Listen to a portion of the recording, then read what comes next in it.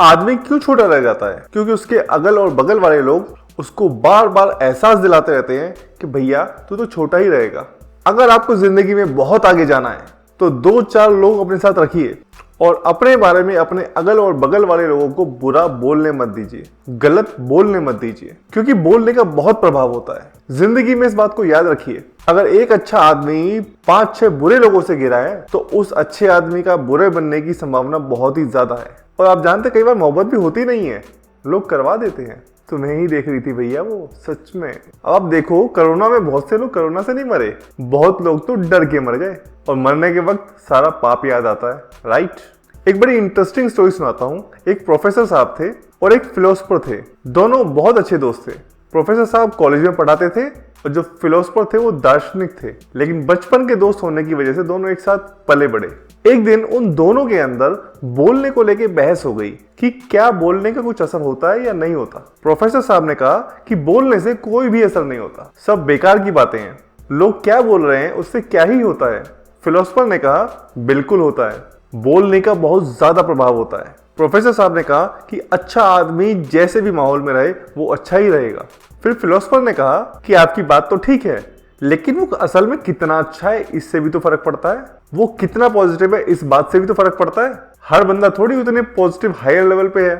सच तो ये है कि एक अच्छा आदमी 5-10 बुरे लोगों के बीच में अगर बैठा है ना तो उसके बिगड़ने के बहुत ज्यादा संभावना है, क्योंकि आदमी के अंदर इतना कंट्रोल नहीं होता कि वो किसी भी संगति में रह के बुरा ना हो। और कोई भी नशा चीजों का नशा नहीं होता, संगति का नशा होता है। आप संगति छोड़ दीजिए, सिगरेट छूट जाएगी, शराब छूट जाएगी। आप जिनके साथ पीते हैं ना उनका साथ छोड़ दीजिए, सब छूट जाएगा, क्योंकि नशा चीजों का नहीं होता बल्कि संग का होता है। तो प्रोफेसर साहब बार बार यही बोलते रहे कि बोलने से कुछ नहीं होता और फिलोसफर साहब बार बार समझाते रहे कि बोलने से बहुत कुछ होता है। फिलोसफर सोचने लगा इसको कैसे समझाया जाए। फिर एक दिन वो प्रोफेसर जब कॉलेज में पढ़ा रहे थे तो फिलोसफर चुपचाप उनके घर पहुंच गया और उनकी वाइफ से मिला। जैसे कि वो बचपन के दोस्त थे तो उसकी वाइफ फिलोसफर साहब को जानती थी। फिलोसफर ने कहा कि भाभी जी मुझे आपकी मदद चाहिए, मुझे प्रोफेसर साहब को एक बात समझानी है। पहले तो उनकी वाइफ मना कर रही थी, लेकिन बाद में उनकी दोस्ती के चलते वो मान गई। उसके बाद दोनों ने मिलकर एक प्लान बनाया।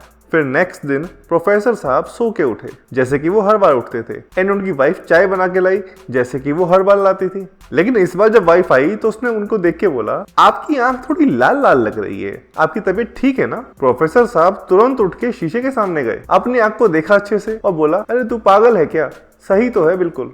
और फिर वो रेडी होके निकलने लगे।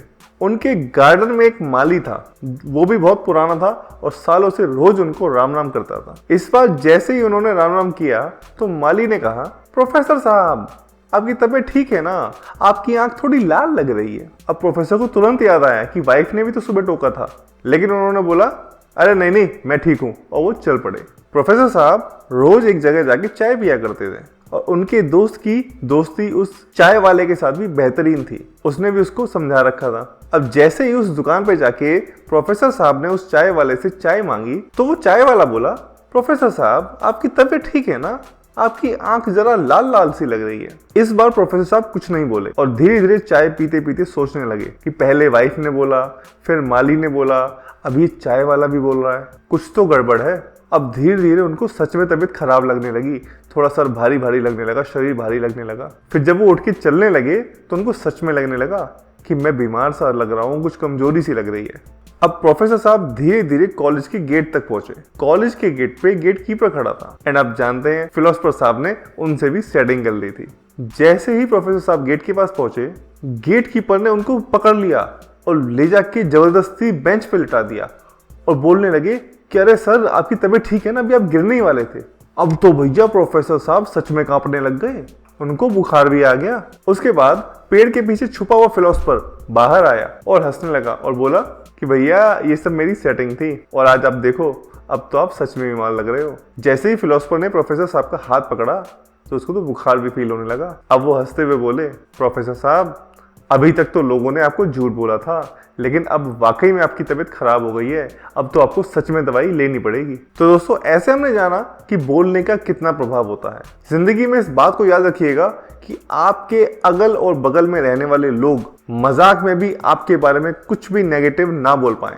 आप जानते हैं आदमी छोटा क्यों रह जाता है? क्योंकि उसके अगल बगल के लोग उसको बार बार बोलते हैं, भाई तेरे बस की नहीं है, तू सिर्फ कहता है, तेरे बस की नहीं, तू कुछ नहीं कर सकता, तू कोई बड़ा काम नहीं कर सकता, बड़ा आदमी नहीं बन सकता। और वो मान भी लेता है। इसमें गलती उस आदमी की भी है, क्योंकि वही इन लोगों के साथ उठता और बैठता था। अगर आपको जिंदगी में बहुत आगे जाना है ना, तो 2-4 लोग अपने साथ ऐसे रखिए जो फालतू में बोलते रहे क्या तुम तो कमाल के आदमी हो, मैं देख रहा हूँ एक दिन तुम हिस्ट्री लिखोगे कि तुमसे बड़ा थोड़ी कोई है।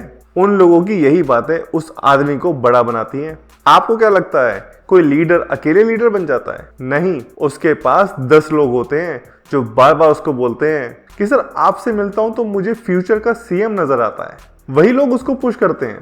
लीडर कभी भी अकेले लीडर नहीं बनता। जैसे मोहब्बत भी कई बार अकेले नहीं होती, लेकिन उसके दोस्त बार बार उससे बोल बोल के कि भाई तेरे को ही देख रही थी, तेरे को देख के स्माइल पास कर रही थी, मुड़ मुड़ के तेरे को देख रही है, यही सारी बातें बोल बोल के लोग लड़के को प्यार में डलवा देते हैं। फिर आदमी सच में सोचता है कि देख तो मुझे ही रही है, मैं एक काम करता हूँ, जाके बात करता हूँ।